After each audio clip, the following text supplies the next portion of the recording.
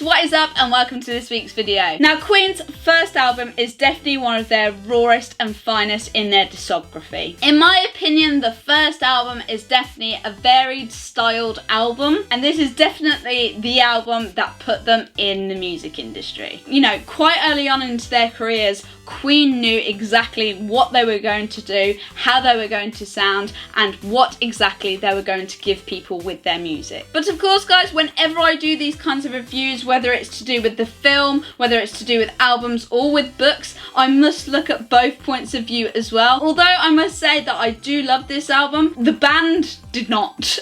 Brian himself quoted that this album had bad playing, bad production, and also that they had a lack of time to finish off the album to its full potential. I could get married and divorced in that time. And even Roger said that his drums did not sound the best in this album. Roger, what did you do? And I know for a fact that some of you guys may not think that this album is the greatest of all time, but I know for a fact that it is one of the most underrated albums in their discography. You know, it definitely is one of those albums with great musical genius in it, when you have songs like Keep Yourself Alive, Liar, Great King Rat and My Fairy King in it. And with the first album as well, when you hear it back, you can definitely hear that it is each and every member playing their own instruments, writing their own songs, as well as really an establishment to their role and the iconic Queen sounds that we would all remember and love. In this album, you've got ballads, you've got glam, you've got progressive rock, you've got rock, and you even have metal moments too. And this is all from university students who are trying to establish their roles in the rock industry, and in my opinion, that's quite an impressive thing to do. Well, anybody wants a gold disc, come and get one. And in some ways, yes, I definitely agree with some of Brian's words. You know, I actually looked back at some of the interviews that Brian did about this album, and I definitely agree that they would never repeat the same freshness that came with this album, because obviously this was their first ever album that they were going to do, and that can sometimes never be repeated. And also, I think that in some ways, even though Roger's playing is absolutely awesome in this album, heck, I can't even do some of the songs that he does in this album because he plays them with genius and masterful skills on the drums. I think there is the lacking of the more polished sounding sounds to Roger's drums that he had in later albums. I think they do sound a bit more rougher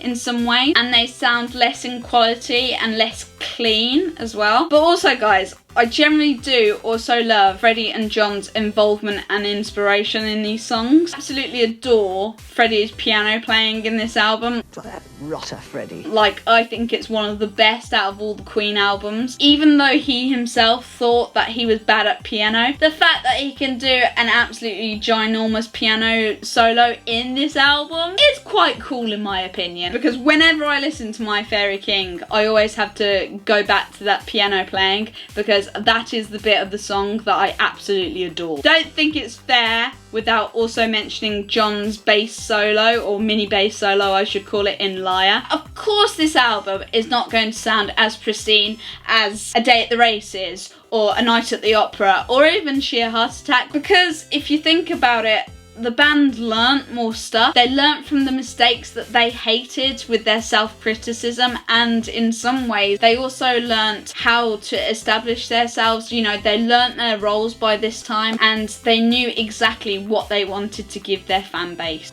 People are going to kill me for this. And also, you know, I did loads of research that came with this, and I also know that Keep Yourself Alive had to be mixed 8 times, and even after the 8th time, they still were not happy with the final mix. And in some ways, when you think about their self-critical words, I wonder if the band generally got sick of doing these songs.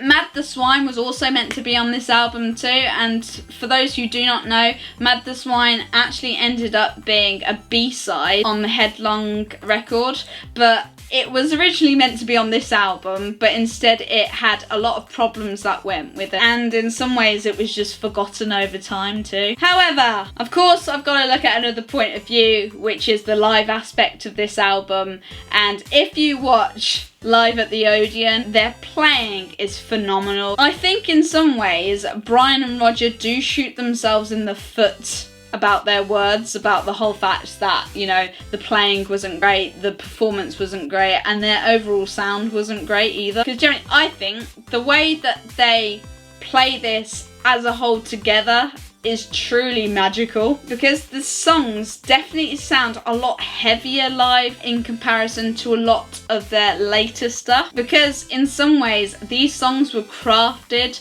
with a lot more complexity to them and a lot more heavier, which makes them more difficult to play live and makes me also admire them more as musicians. How Roger Taylor makes, for instance, the Keep Yourself Alive live at the Odeon drum solo, how he makes that look so effortless, I do not know, because I've been drumming for a number of years. I know a lot of you guys want to see Keep Yourself Alive as a drum cover or the Live at the Odeon version as a drum cover, and I simply cannot do it because it is so complex in the way that he does it, and that's why I take my hat off to any drummer who can play Keep Yourself Alive, that is for sure. Now, and that's the thing that I love about their live show. Roger changed it up a little bit more when he played it live at the Odeon, because he made his drum solo a lot more complex, that is for sure, but also he made it longer too, so they also thought about the show elements of these songs too. I really do admire, I know I'm going to keep on saying it, but I really do admire that performance of Roger's, I really do, because he goes literally all around the kit. He really mellows with his hi-hats, with his tom, nothing's forced, nothing, you know, is a bit too over the top. He just does it. Some drummers want to do exactly the same thing that they do on the record or whatever, but really a good drummer is someone who can also put a twist on that and add it to their own, and that's why I generally love that performance that he does live at the Odeon. I mean, it's true magic as a drummer to watch. Looking at his words, they are very self-critical,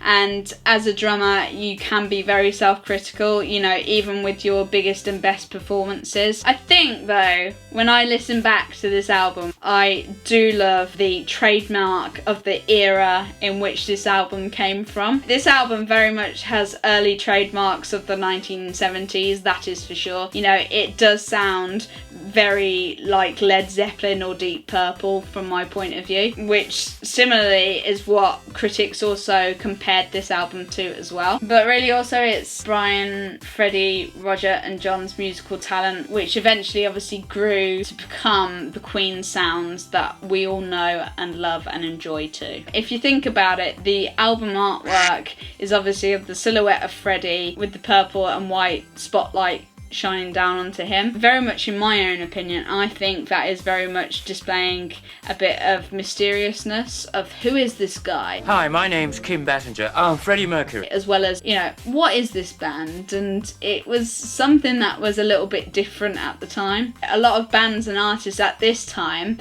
had all of the members' faces on the album in particular. This album looks very much different in comparison to that. I think very much you can't deny that this first Queen album, you know, you can't say it doesn't change in tempo, it doesn't change in tones, it doesn't change in mood, because it definitely does all of those things, which in some ways is also symbolising their music progression and what exactly they wanted to do with their music in the end. And in my opinion, for first albums, that definitely needs to be done. When you pick up an album, you do want to know what you are going to get with that band over time. You do want to know what is their sound, and I think for sure Queen did that with this first album. Anyway guys, let me know down in the comments down below what you guys think of this album. You know, does it feel messy and full of bad decisions, or do you think it is full of hidden gems and it is one of your favourites? As always guys, I hope you enjoyed this video. If you did, do not forget to click that thumbs up button, and if you haven't already then please do subscribe, and I shall see you in a video very soon.